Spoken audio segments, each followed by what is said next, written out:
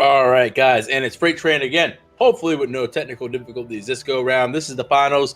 Extreme Man was just here for the semifinals. I feel kind of bad. Everyone follow Extreme Man on Twitter. Extreme Man 25 is his Twitter tag, I believe. So I'm shouting him out for himself because he didn't do that. But joining me for the finals, as per norm, Soza's just feeling a little bit ill, so we're bringing in Mr. Gormizer. How you doing today, man? I'm doing pretty good. I'm actually really excited to see this. We're in the finals now, and these teams have definitely fought their way here and had not necessarily the easiest path through. I mean, McDucks just took out Refuse in what was a hell of a game, in my opinion. We obviously, sadly didn't get to see the whole thing on stream, but Covey ended up with a triple kill. There was just a lot going on, and the McDucks played very, very solid, but the Slugs, on the other hand, have not had the easy road as well. They ended up having to go against Snowflakes, which is a good team. We ended up seeing them perform. But, I mean, the picks of bands are coming through, and it looks like global presence, or at least semi-global presence, seems to be the name of the game. McDucks will grab Thor and Apollo, and the Slugs obviously have Giannis. And with Athena banned out already, I mean, maybe could have saved that ban on Athena. Yeah, I mean, and when it comes down to it, global presence plays a lot more of a role than some people want to think. Like, that Thor being able to gank, let's say this Awelish gets blocked in, that Thor is going to be able to come over to your lane from Gold Fury, maybe even towards the mid camps he can get over to you, and that mobility is definitely going to help him out. Suku kind of being a bit of an assistance there for Awelish, but Thor really having kind of the upper hand in the mobility department. Let's just face it, Giannis portals with that ultimate, well, the Slugs are going for a hard combo here. Well, the Slugs are going for a very hard combo here. Benny Q right now has selected the Wheelix Collateral, who is the support, is going to be running the Sobek, so that's going to be their bread and butter. Kind of surprised they didn't go for the Geb, honestly. The Geb, a little bit an easier knock. I mean, I guess not easier. I mean, the tail whip is decent enough, to go ahead and knock up. It might not be as easy for a Wheelix to control who she grabs. Gonna have to be careful there if it's multiple players, but hey, you're going for some sort of combo, especially the flip back knock up. Like, if Sobek plucks you and then you get pulled by Gravity Surge, I mean, you're going from literally the T1 tower of your own into theirs. Scylla ban actually going to come out from the Slugs as well. I guess, they just look at it, and I mean, Scylla's definitely she's a strong mage. She is nothing to be messed with. The best isn't playing though. Yeah. But it's not the best. The best isn't playing on Swoop McDucks. It's just Covey in the mid lane. Is Covey is best smurfing on Covey right now? Is that what's going on? Are they scared? But I mean, when we got to see that, Best showed what Scylla can do. As, kind of, reinstill that fear. By the way, this character still exists. Remember this. Just throw it out there. And, we do see other bursty mages. You do have Poseidon the Kraken being able to just annihilate people's health bars. And actually, Kronos going to be one of the ones he's really strong. And, I mean, especially with his tower push. But if he hits you with a few of those autos late game, he just annihilates you. Is Covey going to do the Hebo again? Covey won't run it back twice. He won't do it. I was going to say, he won't run that back twice. That was all right, you got away with it. That's kind of your pocket pick. I got this ready to go. I'll play some Hebo. They won't expect it. They probably haven't played against the Hebo in a while, and we'll win. And it worked out. I think Slugs is going to be ready for a Hebo this time around. They're all right, this guy played Hebo. We're ready for that. So the Soul's going to get picked up instead, and that'll probably go to him in the mid lane. And let's face it, if you pick Hebo twice in a row, then you're really pushing your luck. It's getting one win, you should be all right, hey, I got my luck. This is it. This is where I need to stop. Scotty going to be hovered over. Bellona being hovered over as well. I love the Bellona pick. Scotty is available. Yeah. That's Scotty. I mean, that's really important. See this in action. I mean, I would like to see Scotty in action because, personally, I have my doubts about the character. I would like to see it in action in some sort of, more of a competitive environment. This is not ranked. I consider this a semi-competitive environment. This is an amateur scene right here. This isn't ranked or anything like that. These guys are in comms for sure. So I would like to see how this character performs in somewhat of a competitive environment. I've just not been sure, and that's where my doubts lie. My doubts. Anytime I say a character isn't that great, I'm always thinking in these aspects: competitive to semi-competitive. What can they bring to the table other than, well, obviously we know Calder can bring very high push. That's her biggest, definitely one of her biggest attributes. Yeah, and I'm also wondering how exactly they're going to level her abilities, because I've seen a whole spectrum of what do you level first on Scotty. Do you get your 2? Do you go for your slow and your clear? Yeah, it's crazy. Do you get your CC because it gets bigger every time you level it up? And it's obviously you want to grab your ult because keeping Calder alive, making him immune towards the end of it is just absolutely amazing, but you know, what abilities do you go for? Because all of them, except really her two, do damage. But I mean, her two counts with her passive, you know, making Colder do all of that damage. So it kind of goes out, and Bakasura going to be the final pickup for Swoop McDucks there. And let's just face it, Bakasura is just insanely strong right now. Although I'm not entirely sure he never wasn't. That he never really wasn't bad, but I want to see him played right. I didn't feel like the last time we saw Bakasura played, I was talking to Electro, and you know, it just didn't seem like the Bakasura play versus an Apollo in the solo lane worked out, because like the Baka just wasn't pressuring anything. It was it's kind of like, we're going to see what Medieval does here. I feel like there's going to be a good opportunity for Medieval to be very aggressive on this character. So, you know, he just had a great Vamana performance. I can imagine what he's going to do on Bakasura. But it's Slugs versus McDucks here in the finals, guys. Best 2 out of 3 here coming up. So this is game number 1. Me and Goremice will be casting this. And just hang out. Stay tuned with us. We'll be right back, guys. All right, guys, and we are back with Friday Night Smite action. Slaughter Slugs up 2-1 right now. Oh man, I gotta change the name because again I got kicked out of Smite because of the client. Yay! Yeah, the server's kind of kicking us out in the middle of the trying to spectate the tournament. Not exactly the best thing to happen. It's either my computer or high-res servers. Either way, like this is just bad. So I don't know. It's probably my fault that the servers are down. Blame me. It's okay. I'll take the blame. As again, Slaughter Slugs lead the kills 2-1 right now. We kind of just fast forwarded it just to make sure that we got to the point. Everything was good in the game. The servers are stable, so we kind of just fast forwarded a little bit to a little bit more of the interesting part of the game. You know, you don't need to see all that farm. Yeah, I mean, you know, when it comes down to it, you know, we've seen some team fights come out, but at this point we get to wait. We get to watch until maybe a Gold Veer comes up here soon. And, I mean, now that some of the builds have been bought, we can kind of see what exactly is going through some of the players' minds here. I was actually looking at it. Scotty didn't go with the throwing dagger start that's been, like, the build.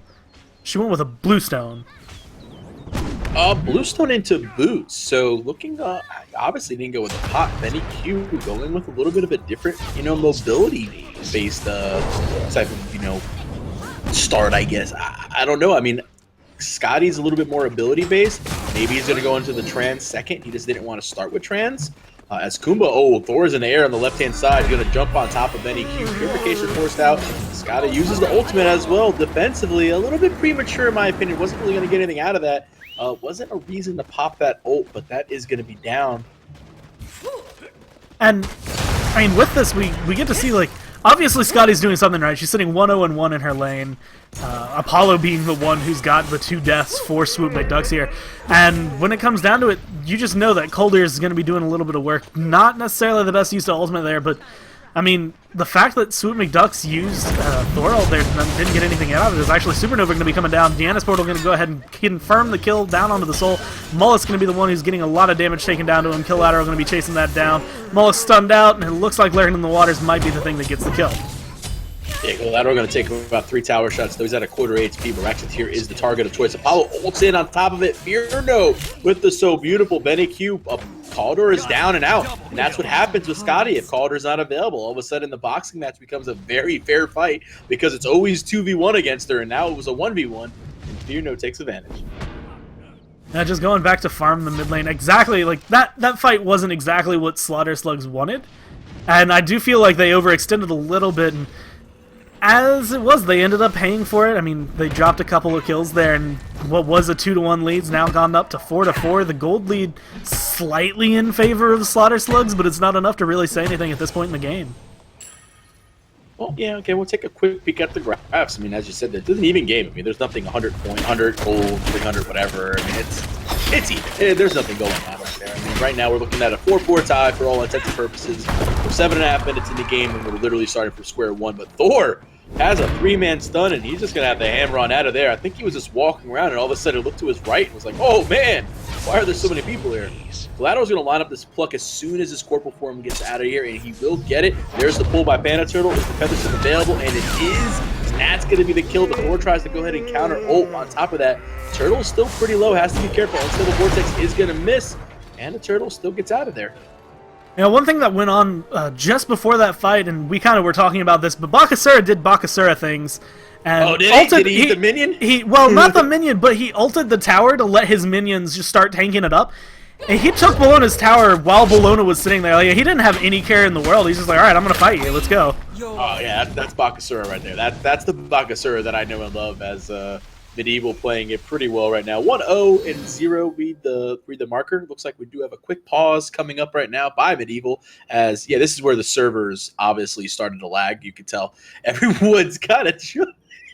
This is actually really funny to watch. I feel like this would be like if you made like Claymation Smite. This is what it would look like. This is Claymation Smite. All right. Oh my god, this is hilarious. I'm just gonna stay on this actually the whole time. Forget the pause. And we're moving back, and Fear knows moonwalking right now into the wall.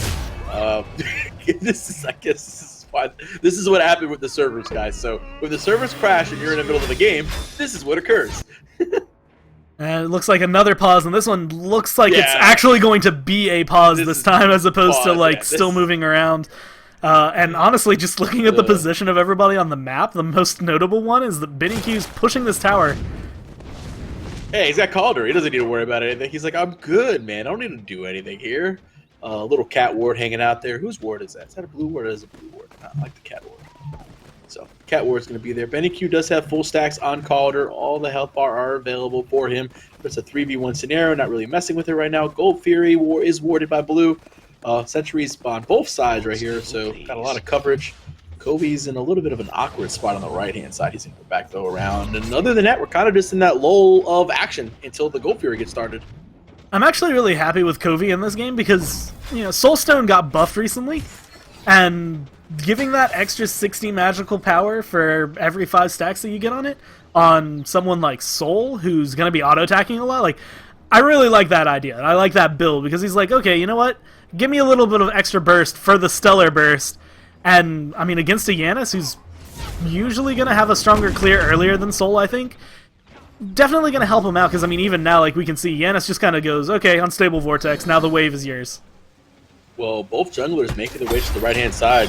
Mollusk ends up seeing it, gets the double tap. Panda Turtle's going to have to back up, and it looks like the Mollusk ends up getting the advantage here as the Butcher Blades come out. One of the 409 is in trouble. No tower, but no haste and Fatalis either for Medieval, so unable to finish that kill. Yeah, Formula 409 barely, like, we're not barely going to get out of there. A little less than half health, and just kind of showing, you know, even though he's up against Bakasura, and, you know, Bakasura with that true damage is going to be able to hurt him, he's still Bologna, and he's still a warrior who just does not really care about the damage coming out. And one of the things we were talking about while we waited for the game to load in was actually the fact that Bologna has a really strong counter matchup against Bakasura, because Bakasura is all auto-attack based, and Bologna with the silence is perfect. Yeah, absolutely. The Scourge is a big factor as the teamfight looks to be coming out here in the mid lane. Collateral is about half HP. He's going to get Epic Uppercut. Here's Medieval. He's going to regurgitate right on top of it. Beautiful combination of abilities. Absolutely going to eliminate the support for the boys in blue. Slaughter Slug's going to be down a man right now. Bologna's trying to do the best he can to sit there, or he can, I should say, to separate the teams. 409 pulling out the Omega plays, just separating the whole teams, diving the towers and all. They're going to get, the Mollusk is able to hammer out. But the Shadow Chair with the snipe is going to be a little wide to the left.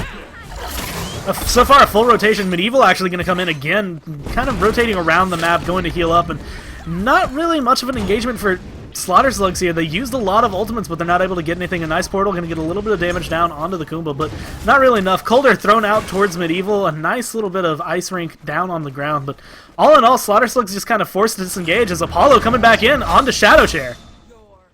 Yo, I had the coolest Ice Rink kill earlier. I was playing against a Scotty, and I was Rama, and she ice rinked me, and I was just sliding backwards, and I killed her Kumba while he was in passive backwards. I was like, yeah, I'm still in range. I was just sliding backwards, and I was like, I'm still in range. Yeah, and I got the kill. I was like, oh, that's pretty cool. Just sliding backwards going, oh, thank you for like the no movement penalty that I'm incurring right now. Appreciate it. While I auto attack your support down. It was just funny. I don't know. It was just funny to like auto attack something and kill it while sliding backwards. So not normally the type of way you kill somebody. Yeah, my favorite interaction, like just with that, has to be the fact that you can get it large enough to cover the entrances to jungles. And so let's say, you know, in this game we actually could see Mollusk rotate over as actually Collateral going to pick up a lot of kill. I had no idea that Lurking in the Water was going to do a lot of that damage, but he does get locked down into the tower, going to take a lot of tower shots, and he does fall to Mollusk with the hammer. I'm not going to lie, we were BSing, and I had no idea that we were going to kill him.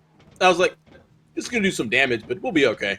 Yeah, for me, it was like, oh yeah, standard Sobek lurking in the waters. He's just gonna get a little bit of damage down. Don't want to waste the ult, and then just flatlined. I mean, that's what Traveler shoes. That's not even with like pen boots. That's what Traveler shoes online right now as the Scotty, Benny Q, the one that's in a little bit of trouble. Purification going to be used. There's the ultimate by Calder. I say Calder, it's actually Scotty, but Calder's still doing work even though Benny Q's in the air. Oh, the puppy fell. Did you see that animation? That I've never seen. Did you see him go into the ground? Did you see him go? he rolled over. Oh man, he like rolled over. He was like, I'm dead. Calder has been defeated. No. Oh, it was hilarious. Oh man. Okay, that's interesting. I was at 13 minutes. I'm gonna have to remember that time mark. I'm gonna like gift that or something. I'm gonna figure something out with that. That was kind of funny. I've never seen that interaction with Calder. I guess it maybe just Spectre client. I don't know if that actually like happened in game or not. Bakasura, the 2v1 scenario over here. Bakasura is not in a 2v1 scenario. Bakasura is gonna take the buff and leave. So back to the tower he goes. Yeah, I mean, there's not much they can do about it when Bakasura just like, all right, and then he jumps away. I mean, there's no real mobility. Yanis could maybe portal through a wall, but not after a Bakasura as a mage. That is just a terrible, terrible idea for him. And honestly, right now, it's kind of the sit around, both teams waiting really for a team fight to come out to turn and then aggress onto the Gold Fury here. And actually, we see a ward game coming down. Benny Q going to get rooted. A nice stun and double tap coming out from Mollusk, because Mollusk is going to go up into the air. Yeah, he's going to land right on top of Collateral. Berserker Barrage is going to end up doing a lot of damage. Funeral ends up getting the kill. But with Benny Q's ultimate down, Calder only having 1 stack of HP right now. Not really a lot that Calder's going to be able to do in this scenario. I just feel like having a dog is I feel like it's 6v5. Like, this is unfair right now as the red buff or the gold period to be started. Oh, Slaughter Slug steal with Shadow, Chairs, ultimate. Nice use of space and time. That's going to secure the Gold Fury. The fight is now ensuing. What can they clean up? Shadow Chair looking to get away. Medieval chasing him down. A lot of damage from Unstable Vortex. Panda Turtle going to chase away, but Covey going to come down. Formula 409 ulting over the wall, going to be able to pick that up. Covey now finding himself in a bit of a bad position. A little bit of CC, a nice slow coming out from Scotty here, and Corporal Form is going to come out, but is it going to be enough? Not quite. Shadow Chair picking that up with the shotgun. I've always liked Shadow Chair. I've seen him play it a lot of times. I've always liked this play. He's a very good mid laner. He's a solid mid laner that understands what's going on. He had his ultimate, timed it perfectly, hits everyone in there, does a lot of damage, ends up getting his Gold Fury, still gets away. I mean, he really, look, let's be honest. He's playing Giannis.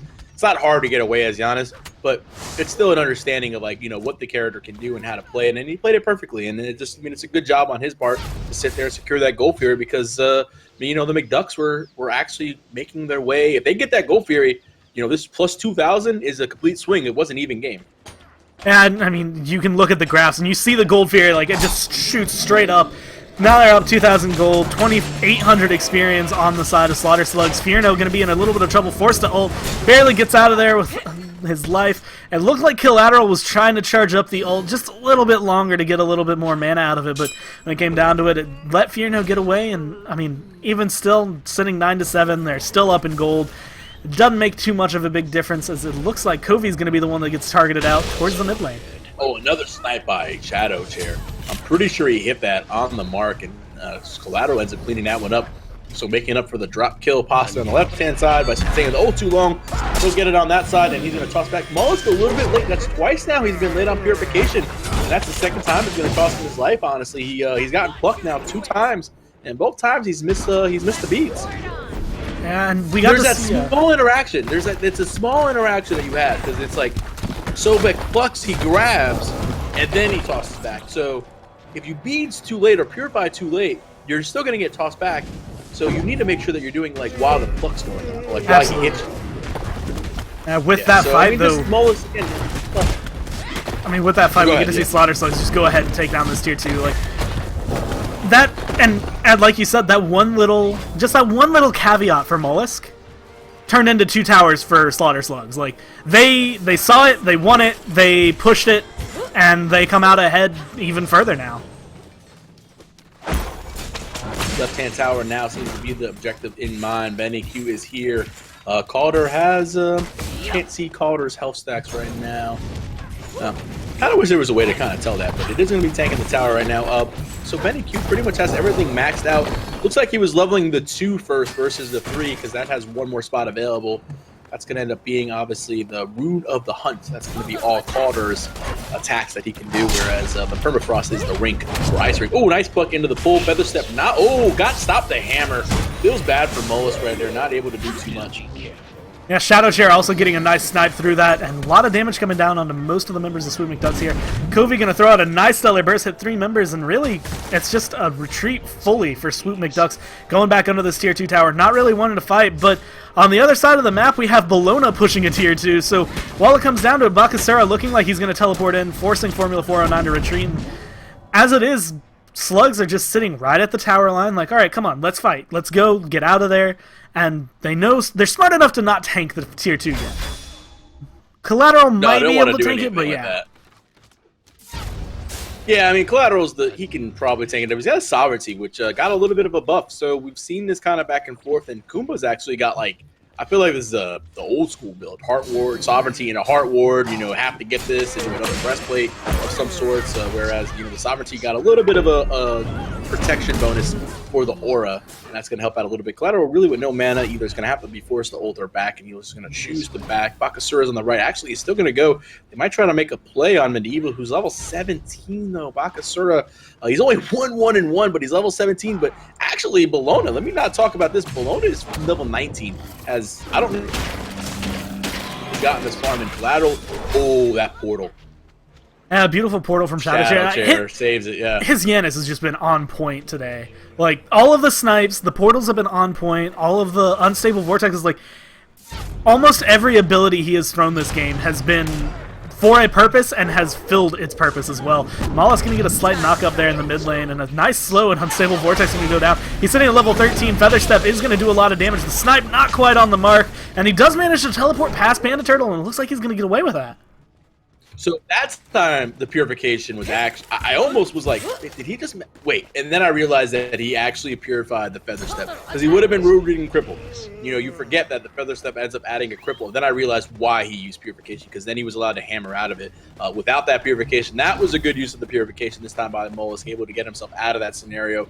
He is 3 levels behind Panda Turtle as far as the jungle goes. And this is a Thor that's behind, and that's never good. You'll see him building into that Shifter Shield, which did receive a little bit of a price nerf. I think it's 2,400 gold now, so he's building that to a little bit early. Give himself a little bit of a hybrid damage defense build if he gets a little low. That probably also going to be helping him out in these longer engagements. And it looks like Swoop McDucks are noticing the fact that a lot of the members of Slaughter Slugs back, and they're going to try to take this advantage onto the Gold Fury. Taking it down, it's sitting around 3/4 health now, and Collateral did look to spot that out. Formula 409 coming into the back. Lurking in the Waters is going to come out. Scourge is going to get thrown down. And a lot of damage. The Gold Fury reset. Mollusk's going to go up into the air, but Medieval is the one who fell first. Yeah, they had to reset it because honestly, Collateral's Lurk in the Water was going to go ahead and clean that up. Shadow Chair also has ultimate up now, and he's going to go for the snipe, and he gets it. Mollusk is going to fall. Feels bad for the Mollusk. 1-5, and Shadow Chair, as you said, on a roll right now. 3-0-7, a part of 10 of the 14 kills. Just pretty much anything that he's doing, everything's right. There's just nothing wrong. And he's doing everything correctly. And when it comes down to it, like we can see right here, Slugs is just, they're playing really, really well together. Panda Turtle just, he played that one really close to his chest. I think I don't know when his Feather Step had 1 second. I don't know when he Feather Step, but I know he obviously he muted some damage, but Fearno is ulting out of the way. He's not going to be involved in this anymore. Eagles Rally over the top, going to come over there. He's going to miss. Calder getting told to tank Ratcheteer, but is going to end up getting called back. The Puffy, the ultimate will come out, so that's going to end up using, this is exactly what Calder does, is just pressure the lane with the ability to res your dog, and, you end up losing a couple of HP bars at the end of it, but you just get Tier 2. And, with that, you can tell, just watching Slaughter Slugs here, you can tell this is a team that plays together. And they obviously, we've seen them win in the past. They've played in Friday Night Smite, like, several weeks. Like, I mean, and they do so well every single time. And watching them kind of grow with each other, seeing some of the team play that comes out of it now, it's like they don't even second guess it. It's actually Bakasura is going to be the one in a bit of trouble over on the right-hand side. Again, another late purification. Medieval now with the purification. Do people not know how to use purification against Sobek? really confused right now. That's the third time I've seen somebody miss the purification on Sobek's pluck and just get pulled into death because they've misused it. I don't know. That's astounding, honestly. I don't think I've ever. Oh, Shadow Chair was a little bit off to the right. Oh man. Okay, Shadow Chair, you're bad. Go back to the gym. You need some more practice. You missed one ult. You're bad. But with that, Mollusk does get to escape with his life, and I mean Mollusk. Right now, he's level 15, and I mean, so are two other members of Swoop McDucks. The lowest member on Slaughter Slugs is 16, and that's their support. The next lowest is 18, and just taking in the fact that the mid laner and jungler for Swoop are 3 levels below the jungler for Slaughter Slugs, like, they have to really pick their fights carefully here, because, I mean, Awilix is pretty dangerous just as is. A 5-1 and 9 level 18 Awilix is a lot scarier than that. Well, the Awilix is playing this. I kind of was talking about it earlier in one of the other games. As Bologna's going to be put to sleep right now. Kobe coming over, going to do a little bit of poke damage. Not really a lot going on. Again, Scourge, everything available for the Bologna. Might just be baiting this out. Yeah, the friends are going to come along here. Now the blink in by Panda Turtle into the pool. There's a good use of purification, but the Shadow Chair's damage is so strong. Forcing Thor to end up backing right there. Ultimate's going to come through across the skies. Where are you going, Apollo? Oh, he's going to ult the blue buff. Okay. I mean, at this Apollo point, will ult the blue buff to get some farm. I mean, his whole team is pretty much trying to defend a tier 2, though. A Shadow Chair is going to go through the wall. A nice mez, though, by Ratcheteer. It looks like Kobe should be able to get out, but, I mean, oh, there we go. Mollusk able to get the wall stun out. And at this point, it's really looking like both teams are going for this tier 2. Kumba going to go ahead and get the ult, knocking up the Bologna, but he's going to get knocked down into his passive for it. Panda Turtle taking a little bit of damage from the tower. Collateral going to be zoning out Mollusk as well and just kind of get the pluck, but the tier 2 is definitely the target here. Apollo rotating over to take the tier 1. A nice snipe, but barely going to be off the mark. This is like a weird split push that's going on. So you had Furno and Medieval coming into the mid lane to try to take the tower. So you got Scotty defending. Then all of a sudden it's like, all right, I'm not going to be able to get the tier 2 because Benny Q's here with Scotty, and that's pretty much a 2-on-2 because you have a dog and I don't.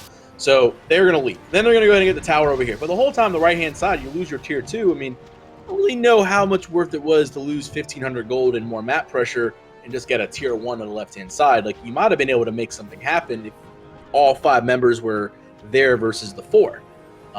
Just a little bit kind of confused by McDuck's usage of their abilities. Again, you know, Apollo ulted to the blue buff to get that. Yeah, I feel like it might be, like, some of these numbers are kind of daunting for them. They're sitting 12,000 just about gold behind at this point, and I feel like that's kind of nerve-wracking for them. I mean, you know, this is just, like, this is a best-of-3 matchup, and this is only game 1, but when it comes down to it, sitting down 12k gold, I mean, even at 25 minutes, like, that's a lot to surmount, and they need to either get, like, I saw what they were trying to do, the Bakasura, let's say, Baka ult, get those minions down, allow Furno to come in with the Apollo, get his passive, and just take a tower as fast as possible, maybe go on to a Phoenix, get some of that gold back, but like you said, when it comes down to losing your tier 2 and all they got out of it was a tier 1 because they didn't even want to fight Benny Q, that's just not enough. Well, the Mollusk is going to end up making a play on top of Benny Q. He's going to aid us out. Furno's going to call in the chariot, and I'm going to ride along with him to see if he ends up getting this. He's going to get all the dots sticking on top of Benny Q, but the beads is going to be forced out. Shadow Chair's ultimate is a little bit off to the right. Collateral is there. Now he's getting chased. We're going to see what happens. Furno's going to get the Mez, but it doesn't matter as the Collateral is going to be able to clean that up with the tail whip. And Bakasura now is going to get a left-hand tier 2. So, yeah, this is literally the McDucks' only way back into this game is split pushing. And as much as, like, I despise this, like, this is the only way back into the game, is to take their 2 characters, Bakasura and Apollo, and just, as you said, just kind of split push your way. This is really going to be the only thing. But while that's going on, you're going to send your Bologna back, and you're going to do Fire Giant, and probably win a team fight with the numbers that you have advantage. Bakasura teleported over, and he does have his ult up, though. Fire Giant actually going to get leashed away. Nobody wants to really confirm this while there's some mini abilities left for the Swoop McDucks. Kobe just going to get erased. We're going to see Bakasura go in, but Panda Turtle barely getting out. Mollusk looking to get the kill. Medieval purifying to get away from there, but a nice blink going to get a Wheelix out of there. Medieval really going to be caught out, gets a nice pluck, but not quite away, and nice eat minion can keep him alive a little bit longer. Portal. He's going to end up cleaning that one up right there. He's going to end up getting this as well, and right now he's in a scenario where he's got Ratcheteer there. Mez is going to come out. No one's going to use Purification. Everyone's kind of let the Kumba go along, and they'll take that one a ride. You know what I did like? I really like the fact that, again, versus the last game where there was some split pushing going on and like they kept sending like the Thanatos back and some weird players, they sent the other solo laner back that has teleport. So when Bakasura was like, okay, I'm not going to get this, I'm going to TP and make the numbers advantage, well, Bologna was like, guess what, brother? I have a TP as well. I'm going to clean it back up as now Rapid is trying to make this Fire Giant steal. Thor's going to dunk it a little bit early. Fire Giant is leaked. A lot of damage is going on. Collateral has been knocked up like worse than a trampoline park right now. He's literally just getting annihilated by the Fire Giant. Pretty sure, I'd say, who got the Fire Giant? Okay, looks like it went on to Slaughter Slugs. BinnyQ managing to pick that one up. It didn't actually say who got it. I was almost thinking that he actually got that. I was gonna say if Collateral gets knocked up one more time, I'm gonna like DM Brandon's video on how to like tank Fire. Oh, Panda Turtle! Through the wall! Oh man, that has to feel bad for Fierno. Panda Turtle, like he used his ult, he used the Feather Step, and we see Fierno at no health. Beautiful Moonlight Charge just through the wall, picking up that kill. My roommate was sitting behind me, like watching me cast it. He even made it sound like, oh, and I was like, it's cool. That was a cool play. You're supposed to make sounds like that when things like that happen. Panda Turtle showing the mechanics, able to get the no scope pretty much. I mean, that's pretty much. I mean, again, we're watching from like this perspective, third person, over the top view. We can see over the wall where he's at. Panda Turtle there was no ward coverage. I know they were fighting. He just had to guess where they were at around this rock. You know, I'm sitting there hovering over the rock. He just had to kind of get an idea, and he gets it. Moss is going to end up getting absolutely erased, and yeah, he's going to go back to the Phoenix, and he's going to take a little bedtime break inside the fountain. He'll be back up with full health. Bakasura's on the right-hand side trying to... We've actually seen Mollusk away more times this game than we've really seen him engage with it, and I feel like that's kind of part of the problem here for Swoop McDucks is their engagements just don't go their way. As Fierno going to get plucked by a Willish Shadow Chair going to pick up the Kumba. Collateral going to fall because he was tanking the Phoenix that entire time, but not looks like it's going to matter. Covey going to get taken down by Formula 409, and now it looks like the left Phoenix is going to be falling as well. Well, this looks to be the end of game one sooner than later, as both Phoenixes are down in the mid and the left-hand side. Right-hand Phoenix is available now. That's going to be taken here soon, as the Fire Giant buff is going to keep on ticking. And wow, that tower went down quick. Woo, that was a quick Phoenix. You have Fire Giant going all 5 members, and they just turn the focus. Mollusk going to be the one who falls. Medieval kind of trying to do something here, but not really in a good position when he's fighting 4 members. We see Fierno and Kumba sitting in the fountain, not able to do anything as they watch their Titan fall, and game 1 fall to Slugs. Slaughter Slugs take game 1, as you said, 28-9. Read the Kales. That's going to be it for game number 1. Game number 2 is coming up next. We'll see what McDucks have learned in the picks and bans and see if they can turn it around. All right, we'll be right back, guys. Stay tuned with us.